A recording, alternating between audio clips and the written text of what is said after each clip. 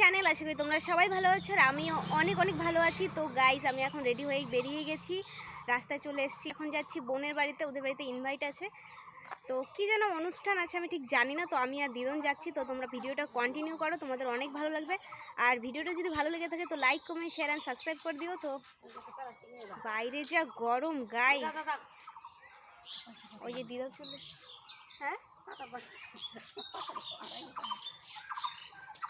আমার দিদিমা রেডি হয়ে গেছে। চলো গাইস কন্টিনিউ করো, দেখতে থাকো, তোমাদের ভিডিওটা অনেক ভালো লাগবে। তো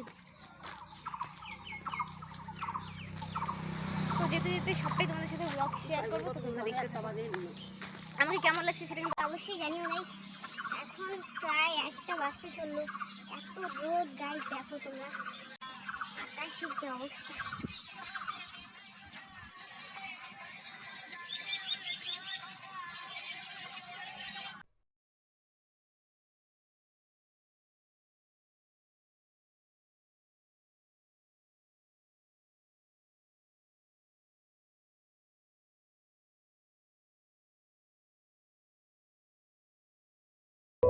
তো গাইস ফাইনালি আমরা চলে এসেছি, আমরা নেমে গেছি টোটো থেকে, এখন যাচ্ছি।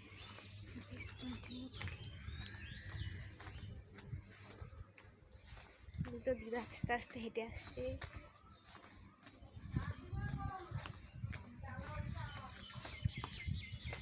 বড় ব্যাগ, গরমে প্রচণ্ড ঘেমে গেছি গাইস।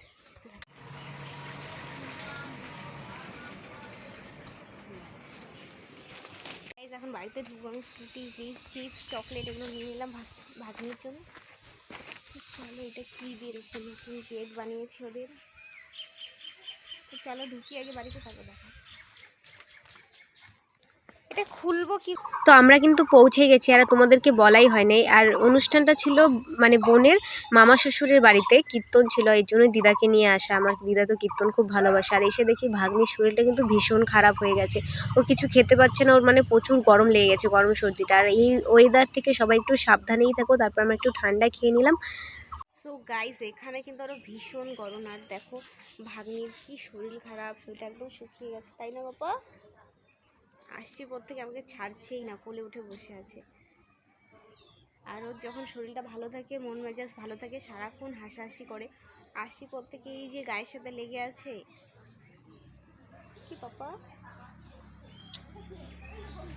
একটু হাসো তো পাপা, একটু হাসো। যাই হোক গাইস, ওর মন মেজাজ একটুও ভালো নয়, শরীরটা ভালো না, কতদিন থেকে খাওয়া দাওয়া নেই। সে আমাদের বাড়ি থেকে গিয়েছিল, সেদিন থেকে যে এসে কান্নাকাটি মানে করছে, তারপর থেকে শরীরটা একটুও ভালো যাচ্ছে না। তো আমরা আবার একটু পরে যাব অনুষ্ঠান বাড়িতে, এই জন্যে কিন্তু বোনের বাড়িতে আসা।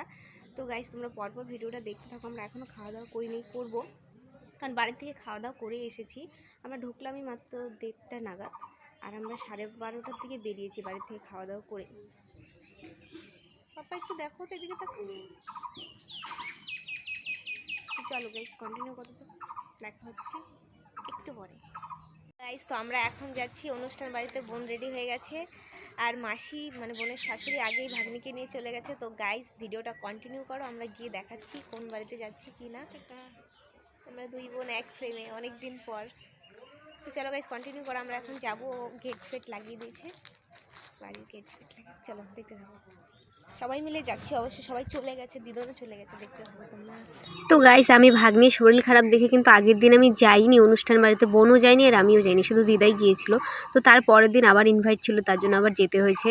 তো তারপর এটা হচ্ছে ওর মামা শ্বশুরের বাড়ি। তো সেরকম লোকজন আজকে ছিল না, আজকে মানে নিজেরাই ছিল। তো আমাদেরও ইনভাইট ছিল, তো সবাই খেতে বসেছে। তো আমি কিন্তু সেদিন মানে কালকে আসিনি, আজকে এসেছি। তারপর আমি খাওয়া দাওয়া করলাম, কিন্তু কিছুই খেতে পারিনি গাইস, আমার একদমই ভালো লাগছিল না খেতে। তো আমারও শরীরটা খুব একটা ভালো না। তো দেখা হচ্ছে নেক্সট ভিডিওতে, সবাই ভালো থেকো। আর ওয়েদারটা একটু সাবধানে সবাই চলাফেরা করো।